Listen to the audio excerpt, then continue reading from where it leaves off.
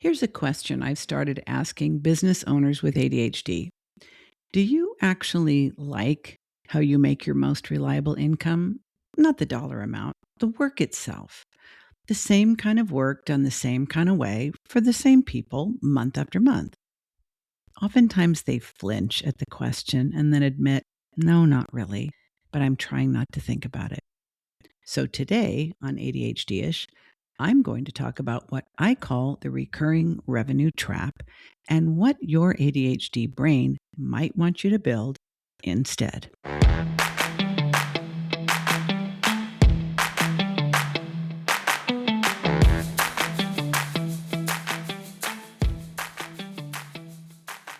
Welcome back. This is Diann Wingert, and this is episode 321, the third in a 5-part solo series I'm calling Reframing Your ADHD Traits as Business Strategies. The premise is simple. I take an ADHD trait that's been talked about to death, put it in the context of your business, and then look at what it's doing to your strategy, your offers, your energy, and your money. If you missed the first two, episode 315 was about triggering hyperfocus on demand. Episode 317 was about time blindness, which I argued is not just a productivity problem, but also a pricing problem, and most probably the most expensive ADHD trait in your business. Today is the one some of you are going to argue with at first, and then in about 10 minutes, you're going to start nodding along and agreeing with me. So let's get started. Okay, walk into any mastermind, listen to any podcast about scaling your business, read any LinkedIn carousel from those 6-figure consultants. You're going to hear the same advice. Stack your retainers, launch that membership, look at that recurring revenue. Reliable income is the golden ticket, they say. Winner, winner, chicken dinner. The marker of business maturity, the thing that actually lets you sleep through the night. And the message within the message is even noisier. If you don't have recurring revenue, you haven't really arrived. You're not a real business owner. You're a freelancer with delusions of grandeur. You're one bad month away from falling through the floorboards. Now, hey, I am not here to tell you that recurring revenue is bad. I may be opinionated, but I'm not stupid. Reliable income is a real thing, and I've built businesses on it. I know darn well what it can do for cash flow, for stress reduction, and for planning. I am not arguing with the concept. I'm arguing with the assumption beneath it. See, the whole framework was written for a brain that values predictability above almost everything. A brain that finds the same thing every month genuinely soothing. A brain that feels safer with sameness and rewarded by routine. And if that's your brain, congratulations, stack away. But if you've been listening to this show for any length of time, I'm going to guess that's not your brain. Your brain is the one that gets a dopamine hit from, what if I made this completely different? Your brain is the one that has, at some point, abandoned a perfectly successful project because it stopped being interesting, exciting, or fun. Your brain is the one that has a dozen ideas for the next thing while you're supposed to be doing this thing. And that's what's missing from the whole recurring revenue conversation. Like, what actually happens when that brain meets the recurring revenue model? So let me ask you the question again, and this time, answer it in your head before I move on. Do you actually like how you earn your most reliable income? I mean, look, pretend the money is the same either way. I'm talking about the work, the thing you have to deliver, the clients you have to be there for, the format you've committed to, the cadence you're locked into, not the cash, the labor. Do you like it? If you said yes immediately, that is frickin' beautiful, and I am genuinely happy for you. Proceed to the next exit and skip the rest of this episode. Go on now, take a walk or listen to someone else's podcast. For real, no hard feelings, I promise. But if you hesitated, if you felt a little discomfort, If a client's name or a certain project popped into your head before you could stop it, if the answer was something like, well, I should like it, or I used to like it, or hey, it pays the bills and that's what matters, then this episode is for you because you just fell into the trap and it snapped around your ankles. By the way, your honest answer to this question is not a weakness or a sign that you take your clients for granted or you're ungrateful or you're not cut out to be a real business owner. It is also not proof that you're broken or undisciplined or bad at business. So stop that. It is a structural problem, a predictable, mechanical, neurological problem that the entire fucking recurring revenue industrial complex has conveniently left out of the brochure. That's what I'm talking about today. The trap and why it's making a lot of you miserable. What it's actually doing to your business under the hood. And most importantly, because I am not going to point out your drag path without showing you a better way and what you might want to build instead, if you want to. Because the fix is not to give up on reliable income. That would be cray-cray. The fix is to stop copying a model that was built for a different kind of brain. Stay with me. Okay. Quick brain science. And I'm going to keep this short because if you're listening to this show, you probably already know the basics. I am not beginner level. If you heard episode 1 of this series, the one where I talked about hyperfocus as a learnable trigger, you already heard me talk about ADHD and dopamine. This is the same conversation applied to a completely different problem. ADHD brains run on dopamine. Dopamine is the neurochemical that says, this is important, pay attention, do this thing. It is the engine of motivation, the engine of interest, and the engine of, I want to keep doing this. And in an ADHD brain, dopamine doesn't release the way it does in a neurotypical brain. We're not exactly low on dopamine, we're under-regulated. Our dopamine system ain't very reliable. It shows up enthusiastically for some things and refuses to show up for others. What does get dopamine flowing in an ADHD brain are 3 big things: novelty, urgency, and interest. Well, there's actually a 4th, the right kind of challenge. What does not get dopamine flowing in any kind of reliable way? Predictability, sameness, repetition, same task, same format, same client, same cadence. See the problem? The recurring revenue model is structurally optimized to produce the exact conditions that ADHD brains find so unrewarding. Predictable work, predictable cadence, predictable clients, predictable deliverables. The neurotypical brain experiences that as comfort, hell, maybe even joy. The ADHD brain experiences it as death by 1,000 paper cuts. And it gets worse every month. Here's the part I want to emphasize.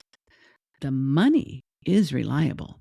The internal compensation is not. You know what? Let me say that another way.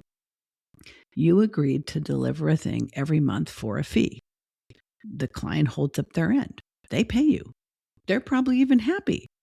Externally, the contract is functioning like a charm. Internally, the cost is getting steeper with every billing cycle. The first month, you're probably excited. The second month, okay, fine. By month 4 or 6, you're starting to avoid their emails. By month 8, you're beginning to dissociate a little bit, like rage quitting the work in your head while you're actually doing it. By month 10, you're plotting your exit strategy and feeling like a terrible person. I am working with 2 different clients right now who came to me with a very similar scenario. They both wanted to re-envision their business with their ADHD in mind. Both of them were struggling with the recurring revenue trap, and both of them were burning out as a result. I am helping both of them reimagine their positioning, packaging, pricing, and promoting so that they can escape the monotony of working on a retainer or fractional role without giving up their financial stability. You are definitely going to want to listen for their client success stories on this podcast in a couple of months when we get to the end of those coaching engagements. Think about it. The recurring revenue model is asking your brain to produce sustained motivation under conditions that are biochemically designed to produce the opposite. You wouldn't ask a house plant to grow without water and then call it a lazy mofo when it dies, would you? But that is exactly what the recurring revenue gospel is asking ADHD business owners to do. Maintain a high level of mood, energy, and motivation under the very conditions that deplete you, and then white knuckle your way through while your freelancer friends congratulate you on your stable income. Awesome. I am here to tell you that is not a sustainable plan. And before you get to month 10 and burn the whole thing down, I want to offer you a different framework. But first, let's name where this is actually playing out in your business. Because for many of you, it's not just one way, it's three. So, example number 1. The retainer client you are slowly resenting. The contract is fine, the work is fine. The client is probably perfectly nice. You started the engagement 6, 12, maybe 18 months ago, full of excitement about the project. And somewhere along the line, you can't pinpoint exactly when, an email from this client started landing differently in your inbox, heavier and with a flicker of dread. There is no obvious conflict. You're not underperforming and they're not dissatisfied. You're just slowly, almost invisibly, losing interest. And you don't know how to talk about it because the contract is good and the money is good and nothing is technically wrong. You would never tell the client. Hell, you probably wouldn't even be telling yourself if I weren't rubbing your nose in it. But when you're being brutally honest, you got to admit some part of you is kind of hoping that they're going to terminate prematurely so you don't have to bring it up. This is what I call the resentment retainer. It's not a sign that you're a bad coach or consultant or service provider. It is a sign that the retainer model has outpaced your brain's ability to keep finding the work interesting in a way that ADHD brains absolutely need to. A few months ago, I interviewed Evan Sargent, who is a brand strategist. She gave up the retainer model, which is really the norm for everyone in her industry, in favor of what she calls creative sprints, because her ADHD brain demanded it. Not only did it save her sanity, it also made her agency the no-brainer choice for companies that hate dragging things out just as much as she does. I'm going to link to my interview with Evan in the show notes so you can hear a real example of someone who has kicked the resentment retainer to the damn curve and never looked back. Okay, example 2. The course or membership you launched, loved for a few months, and then kind of stopped showing up. This one is so common, I could probably do an entire episode on it alone. You had the idea, you built the thing, the launch was exciting. They usually are. The first cohort or the first month or two, massive high. You were totally in love with the format. You were probably in love with the clients. But let's be honest, you were in love with the version of you who built it. And then somewhere after a few months, you kind of started avoiding the membership, kind of started avoiding looking at the dashboard. You went a little MIA. That new content you promised yourself you were going to post every month, it started getting a little late, then a little later, then not at all. The members are probably still getting value. You, on the other hand, are suffering. If this is you, I have so much compassion for you. And I also need to tell you this. The membership you can't bring yourself to run anymore, it's not a failure, a mistake, or a bad decision. It's the predictable result of an ADHD brain meeting a cadence of showing up and delivering that it's just not neurologically suited for. Example 3. the evergreen offer you just can't bring yourself to relaunch. And this is the sneakiest one. The offer works, it converts. Past launches have made you money. You know how to sell it. You got the landing page, the sales page, the email sequence, and the onboarding process. You might even know what exact ads to run. You can literally push the easy money button. So all you have to do is pull the trigger and say, let's fucking go. And you just can't do it. The launch email sits for weeks. The promo plan is on your calendar and you just keep moving it forward. You're not sure why.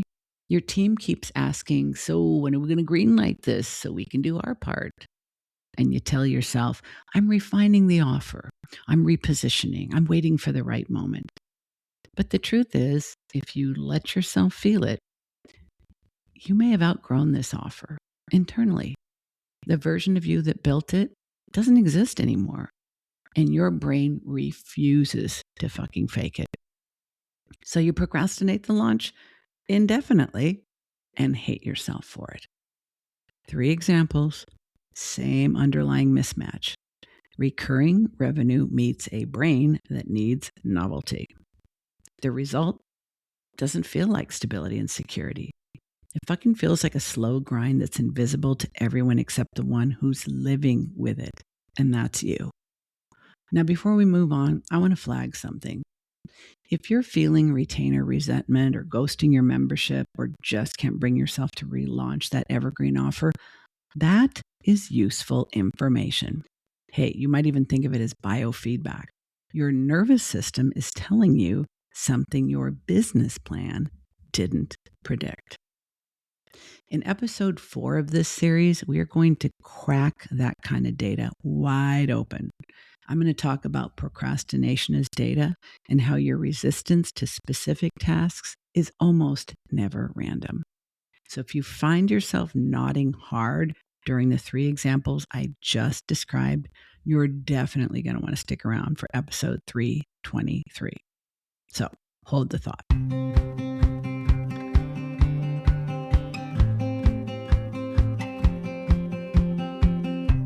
Quick pause. If you've been listening to this episode and recognizing yourself in 1, 2, or maybe all 3 of those examples, you may be wondering where this is more than you can think your way out of. Well, this is the kind of work I do with my private one-on-one clients, reframing the architecture of your business so it stops grinding your brain. If that's a conversation you'd like to have, there is a link to my consultation calendar in the show notes. No pressure, no pitch, just a real conversation about how I might be able to help. Okay, back to the episode. All right, on to the strategic move. This is the part of the episode you came for, so let me get right to it. If recurring revenue creates this much friction for ADHD brains, you might be tempted to throw the whole thing out. Just go back to selling one-off projects. Refuse to commit to anything beyond a simple, single deliverable. I want you to resist that impulse. Not because the impulse is wrong. I mean, it's pointing out a real problem. But because the solution to the recurring revenue trap isn't to eliminate all recurring revenue. The solution is recurring revenue designed for the brain you actually have. We ADHDers are famous for our all or nothing black and white thinking. So pump the brakes on those tendencies because it would be a big mistake to think you have to pick between 2 options: reliable income or novelty, same old, or total chaos, stability or fun. Those aren't your only choices. The strategic move is to build novelty into your recurring offers by design, baked into the structure, not added as an afterthought. Not, I'll keep things fresh by trying, promise to yourself that your brain will then quietly betray. Built in, architecturally, from the beginning. I want to walk you through 6 different strategies for how that could look. All right. Limited run cohorts instead of evergreen courses. If you've been trying to maintain an evergreen course that you've quite frankly outgrown, consider this: running the same content as a limited run cohort instead. 4 cohorts a year. Each one has a defined start and a defined end for a defined group of humans that you're paying attention to. Same revenue as before, possibly more, but your brain gets the dopamine hit of newness every quarter, plus the relief of an actual finish line and pause. You ready for another? Retainers with a scope rotation built into the contract. So if a long-term retainer is going to work for you, then try designing it with a rotating scope. 3-month focus on strategy, 3-month focus on systems, 3-month focus on something specific to that client's evolving needs. Same client, same monthly fee, different work each quarter. So your brain stays engaged and the client gets more depth, not less. Oh, and by the way, you can definitely charge more for this. Here's the third one. Memberships organized into seasons by themes. If you have a membership and it's killing you, try seasoning it. Stop running it like a never-ending stream of content. Run it like a TV show. The spring season has a theme. The summer season has a different theme. Brief breaks between seasons. Members can pause and you can rest. The price stays the same. The members get something to look forward to, and you get to fall in love with the work again every 12 weeks. Here's another one. Quarterly intensives instead of monthly subscriptions. For some of you, the real problem is cadence. You don't actually have a month's worth of new energy to bring to the work every 30 days. You just don't. Maybe a quarter's worth will do. So restructure. Deliver concentrated value in a defined window, and then give yourself recovery time. Rinse and repeat. The reliability of the revenue remains while the grind of the monthly cycle goes away. Here's another. Sunsetting offers intentionally before you reach the point where you hate them. I know how uncomfortable this is, but it's also really important. Some recurring offers really do have a natural shelf life. You don't have to keep resuscitating them indefinitely because they still technically convert. Plan the sunset. Decide up front at the launch when you're going to retire it. Run it for 12 months, 24 months, or 3 cohorts, whatever feels right. Then market that ending. Like, this program's going away. This is your last chance to participate. Scarcity, urgency, and our own creative renewal are all bundled up into this model, and you will be amazed what happens to your sales when there's a real end date in mind. Okay, last one. Designing every recurring offer with a refresh built in from day one. This is kind of a made-up principle. Whatever you build next, build an exit, a refresh, or a reinvention into the design before you launch it. This is the 5th pillar in the ADHD-ish method, the one I call planned pauses and pivots. Annual relaunches with substantial new material. Format changes are written into the contract, built-in reinvention windows. Stop building recurring offers as if they will run forever in their current form, because your brain is going to make damn well sure they don't. So design for the reality, not the fantasy or what some business coach told you is a must-do. You know, one of my clients is a B2B consultant who struggles with seasonal changes in mood, energy, and motivation, in addition to her ADHD. She also has a kiddo who's about to leave for college and wanted to find more time to spend with him. So we redesigned her consulting offers using strategies 3 and 5 so she can work more during the fall and spring, less during the summer so she can spend time with her son, and less in the winter when she is struggling with seasonal depression. She maintained her annual revenue, and we also sunsetted an offer that had sold really well in the past, but she finally admitted she just doesn't love it anymore. Bye, Felicia. Oh, by the way, a note while we're here. Some of you, while I've been talking, have realized that a couple of the recurring offers you've been struggling with, have a second problem on top of the brain mismatch. They're also underpriced. You agreed to a monthly fee 3 years ago that no longer reflects the value you deliver, and the gap between the work and the pay is part of what's making the work feel awful. If that's hitting, go back to episode 317, the second one in this series.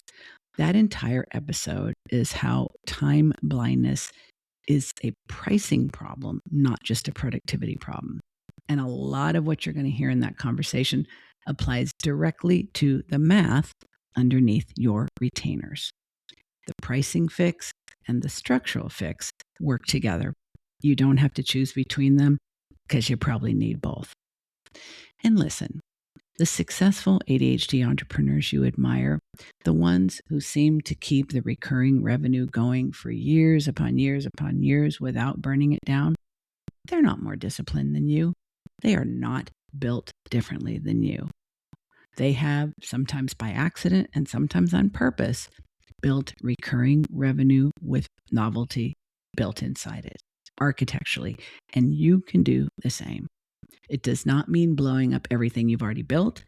It means looking at what you have and asking yourself, where could I build in a refresh, a season, a sunset, or a rotation that lets my brain keep wanting to do this work? That's the strategic move. That's the answer to the recurring revenue trap. Okay, we're getting ready to wrap up. And just like every episode in this series, I want you to leave with something you can do this week. Not a productivity challenge, a small strategic experiment. So pick one offer in your business that has gone kind of flat, kind of stale, kind of boring. Not the one you love, obviously, not the one you would never, ever change. The one that's been slowly draining you. The retainer you're avoiding, the membership you just can't muster the energy for, the evergreen launch that you just keep not relaunching. Got one? Good. Now, here's what I want you to do. I do not want you to quit. I do not want you to email the client and end the engagement. I do not want you to delete the course or refund your members. Not yet, anyway. Not on the basis of one podcast episode that made you feel both seen and called out. What I want you to do is sit with that feeling for a minute and then ask yourself exactly one question. Where can I build novelty into this offer in the next 30 days without changing the price? Let me repeat. Where can I build novelty into this offer in the next 30 days without changing the price? That's it. That's the whole experiment. Maybe the answer is a new theme. Maybe it's a new format for one of the deliverables. Hey, maybe it's a check-in cadence that breaks the monotony. Maybe it's a different topic for one session or one season, a new style of meeting, or a bonus that you've been meaning to include. Maybe it's adding a guest expert to your regular coaching call, so it's not just you for a change. Maybe it's restructuring a regular touch point into a quarterly intensive instead. So pick one thing, put it in your calendar for the next 30 days, run it for one billing cycle, and then notice what happens. Notice what happens in your motivation. Notice what happens in your relationship to the work. Notice what happens with the client.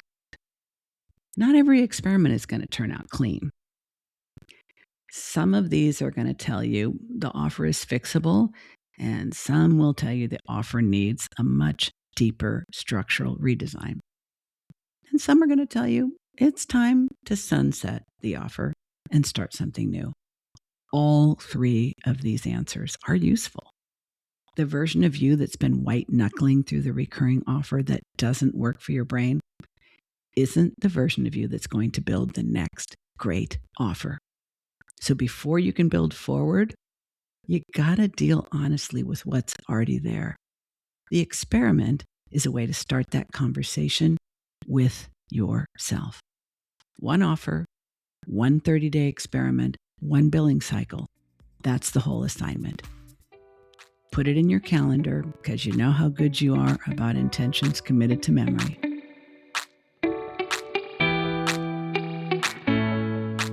Okay, that's episode 3 of Reframing Your ADHD Traits as Business Strategy. The next one lands in 2 weeks, and the guest in between is one you are going to want to make time for. Trust me on that. And if you don't want to figure out how to make your business better suited to your ADHD brain, there's a link to my consultation calendar in the show notes. And until next time, take care of your brain because it works a whole lot better when you do.